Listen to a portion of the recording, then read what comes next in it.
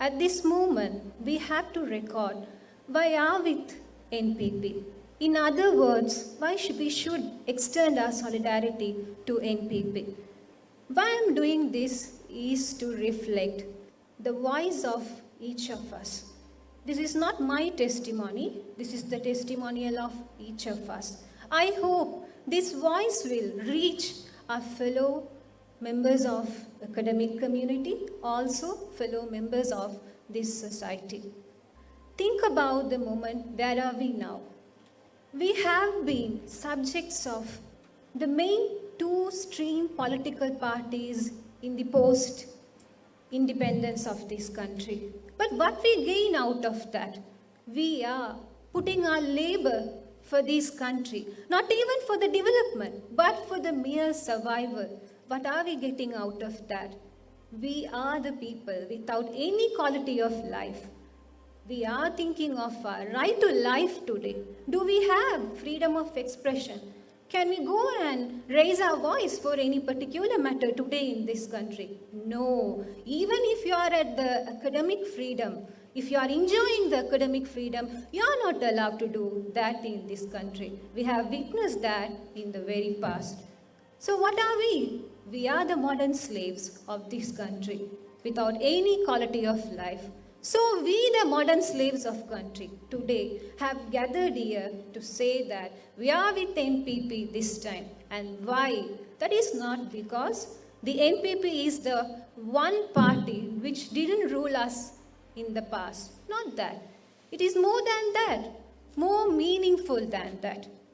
To say with, I'll start. Just open your eyes and think how the world works, the developed states and the developing states. In developed states, they don't go and vote just by seeing the face of the politicians and what they offer for us prior to the election. They are giving this and that. Oh, I have the connection with them because he is my community, he is my label, or he is my background. Not that. The politicians go to people to convince them with their policies and the work plan. They have to debate with the people. They have to convince them. And the people only vote for them if they are convinced of what the policies and the work plan that are put forward by that political parties. Think, do we have that political culture in Sri Lanka? We have to build that. Why I'm saying this is now I have the faith in our people. I saw that for the last 1 year, people are very sound of their freedom, their rights, and the independence of this country. We are thinking that we have to do something for this country. That's what we have not run away from this country. Still we are here, we are suffering, we all are suffering. But what's the difference? It's the level of suffering that is different. But we all are suffering, each of us. You can earn 2,100 or you can earn just 2,000 rupees per day. But you all have a story of suffering in this country. So we have to think, we have to change.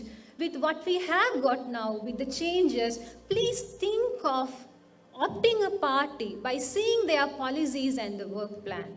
Now NPP, if you go and see, they have policies, they have work plan for every sector that they have to work when they come to power in this country. Be it economy, education, start with this. For every layer they have the policies. Now I'm not going to dig every policy of NPP, but I'm touching economy and going to mention about the education policy. Think the economy. The many parties try to rule us, the mainstream two-party in the Sri Lanka. They try to put the economy in terms of so-called economic development. They didn't think that the economic development should come in a sustainable way. You can't just go and attract the foreign investors, just forgetting about the environment and human rights and the nation's production of this country. You have to balance everything. To balance everything, the politicians and the parties should have the adequate potential. So that's the story that we have to think of. Now, NPP's economic policy promises us that we are going to think of an economy which is going to work on the nation's production, also sustainable investment, and the inclusion of environment and human rights. So I'm very happy about it because Personally, I know how the economy and the investment work as a person who also study, read, research on those work. So let's move to the education, from where we all work on what we all have gathered here. Now, the NPP's education policy is very beautiful for me, and I think this should be read by the fellow academic community who are yet to be convinced to stand for NPP. Now, the education policy promises two things. One, the primary education. The second is the access to education for every people in this country. Now, why I'm saying the primary education, if you have read Sigmund Freud, you know the childhood is very important. A child is going to be the man or woman in future. If you are not going to protect the childhood, you are not going to get the man with empathy and advocacy. And that's the sad truth of this country, why we don't have people to think about others and raise voice for others. So, think that we should have a primary education to not to put the burden on the child on traveling or compete for a reputed school or anything. So that guarantee is given by NPP, that is visible in the NPP's education policy. To go to the second one, that is the access to education for all of us. Now, the Constitution of Sri Lanka, through its Article 12, says the equality is must, and we should work for that. If you ask from any member of this forum, they would say that yes, the government tried to work with equal access in the previous governments by giving the state education to all. But that's not meaningful. Now, as Albert Einstein say, if you can remember, you can't ask an elephant to climb the tree, nor the fish to climb the tree. So education is something like that. So the education should be a path to enable for all the people to attain what they are going to be in future. So NPP's education policy promises the vocational studies for the students who are not going to opt out the conventional higher education.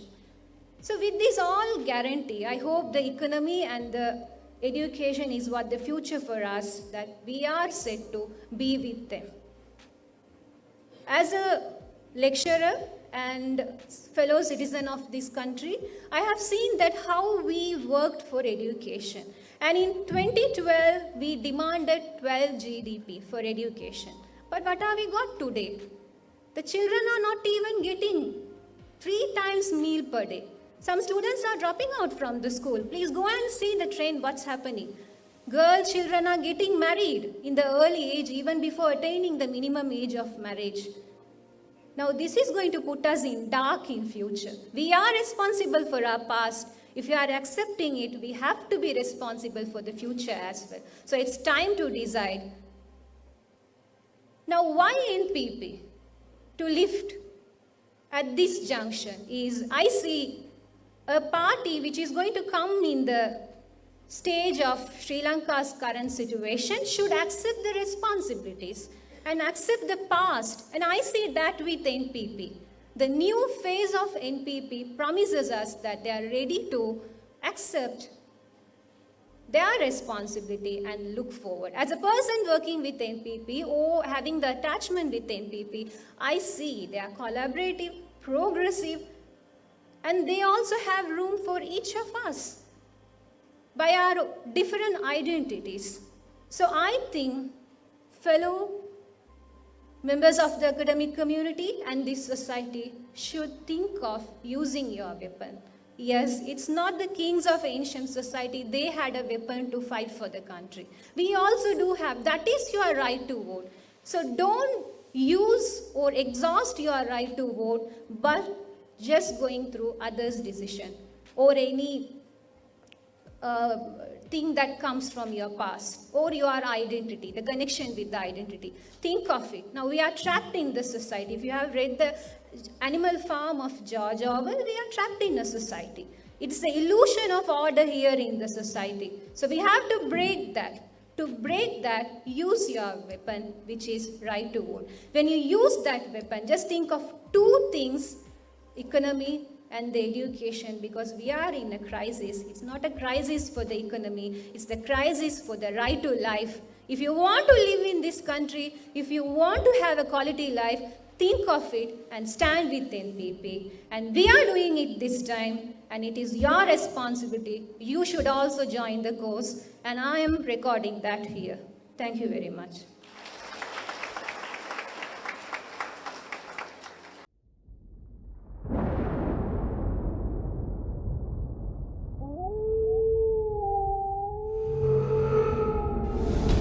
The News Reporter.